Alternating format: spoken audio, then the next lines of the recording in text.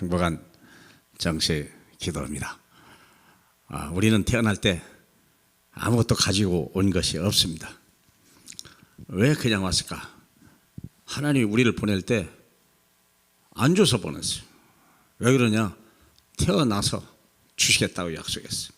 이 땅에 태어나서 하나님이 우리에게 주신 게 뭔가 그걸 잡아야 되고, 부모는 그 아이에게 이것을 줄 수 있어야 돼요. 그래서 빈손으로 온 게 아닙니다. 우리는 모든 걸 다 받았다는 걸 알 수 있죠. 무엇일까요? 사도행전 1장 1절로 5절, 하나님만 주실 수 있는 것, 그거죠. 확인해 보겠습니다.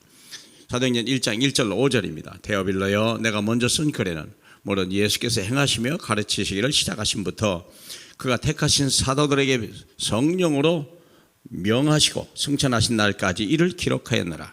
그가 고난받으신 후에 또한 그들에게 확실한 많은 증거로 친히 살아계심을 나타내사 40일 동안 그들에게 보이시며 하나님 나라의 일을 말씀하시니라. 사도와 함께 모이사 그들에게 분부하여 이르시되 예루살렘을 떠나지 말고 내게서 들은 바 아버지께서 약속하신 것을 기다리라. 요한은 물로 세례를 베풀었으나 너희는 몇 날이 못되어 성령으로 세례를 받으리라 하셨느니라. 아멘. 이게 의사 누가가 깨달은 말입니다. 얼마나 엄청난 걸 깨달았냐? 예수 그리스도가 처음부터 예수 그리스도가 모든 문제 해결자다. 그게 사도행전 1장 1절이죠. 3절에 보니까 갈보리에서 내려오신 그 하나님께서 이제는 예수께서 하나님 나라의 일을 40일 동안이나 말씀했다 그랬어요. 그리고 또 말씀하셨죠. 약속하신 것을 기다리라. 성령으로 세례를 받으리라 하는 거 세 가지 약속이죠. 하나님이 우리에게 주신 것이 있어요. 오직 예수, 오직 하나님 나라와 그의 일, 그리고 성령의 충만함입니다.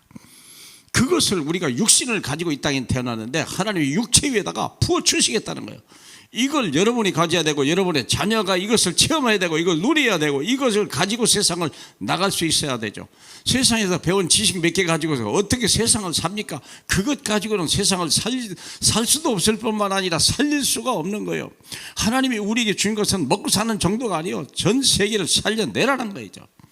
그래서 하나님의 말씀으로 가길 되는데 하나님만 줄 수 있는 게 뭘까? 유일성. 그 유일성이 뭡니까? 오직 예수, 오직 하나님 나라, 오직 성령, 성삼위 하나님이죠. 그래서 우리가 사도행전 1장 3절에 잠중에 하나님 나라와 일이 내게 미션으로 주어졌고, 내게 엄청난 배경으로 와됐고, 나의 미래가 모든 것입니다. 이게 이유 있는 인생을 찾기 시작하는 거예요. 얼마나 놀라운 얘기입니까? 그러니까 우리가 사도행전 1장 1절로 5절까지의 말씀을 잘 이해 못하면요, 우리 인생 꽝이요. 말로 힘써도 애써도 소용없어요. 뭐 젊을 때는 뭐가 있는 것 같고, 뭐 찾으니까 뭐 되는 것 같죠. 될 것 같죠. 그런데 50 넘어서 보면요, 아니라는 걸 알아요. 60, 70 돼버리면요, 아무것도 할 수 없다는 걸 알고 한 일이 없다는 걸 깨달은 거예요. 이런 날이 큰일 나잖아요. 하나님 앞에 돌아갈 날이 가까이 왔는데 하나님이 내게 맡겨준 일이 있는데 이걸 잃어버린 거예요. 이런 일이요. 인생의 해답 예수 그리스도. 이게 무슨 세 가지 절기 아닙니까? 구약에도 얘기했던 거. 유월절, 오순절, 수장절.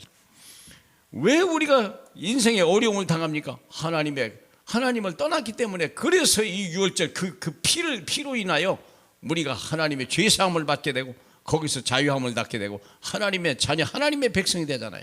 그리고 하나님의 성령의 능력이 임해서 광야에서부터 살아날 때요, 가나안 땅은 정복하기 이전에 미리 정복된 거 아닙니까? 갈보리, 마가다락방, 세계복음화. 갈보리에서 내 모든 문제가 해결되고, 마가다락방에서 하나님이 내 미래가 약속됐고, 그리고 성령까지 약속하니까 세계 땅끝까지 증인되리라 주님이 약속하신 거 잊어버리면 안 되겠죠. 이건요, 세상에서 주는 게 아니에요. 학교에서 주는 게 아니에요.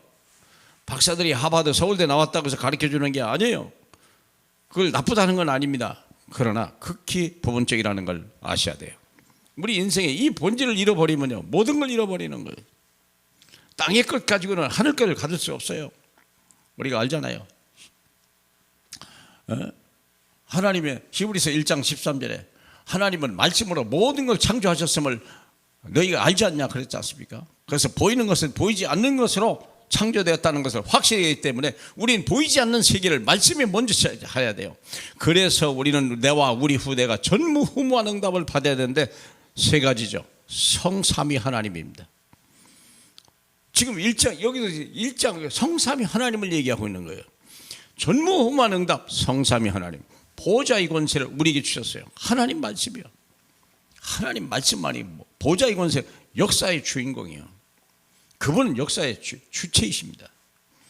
얼마나 놀랍습니까? 보좌의 권세. 그분이 하나님의 말씀을 줘서 말씀을 성취해 나가는 거 아니에요? 그렇지 않습니까? 절대 불가능한 신앙을 절대 가능의 세계로 하나님의 능력을 주고 하나님의 말씀이 성취되는 이유 있는 인생, 하나님의 계획을 바라보고 가는 인생. 그래서 하나님이 예수의 이름을 주는, 말씀을 받은 사람에게 하나님 예수의 이름을 줬는데 시간간 초월하는 능력이요. 내가 천국 열쇠를 내게 주노니 너희가 땅에서 무엇이든지 매면 하늘에서도 풀릴 것이고 하늘에서도 또 묶일 것이다. 놀라운 얘기 아닙니까? 그래서 우리는 성령의 역사를 가지고 땅끝까지 증인이 되는데, 내가 사는 지역, 내가 섬기는 교회, 나의 같이 세계복음을 한 민족, 그리고 세계. 하나님은 땅끝까지 증인다. 이유 있는 인생, 가치 있는 인생, 한번 살아볼 만한 멋있는 인생을 하나님은 우리에게 이미 디자인해 놓으신 거예요. 사랑하는 여러분, 다른 것 잡지 마세요.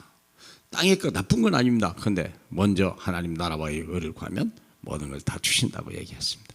오늘도 그날 되길 바랍니다.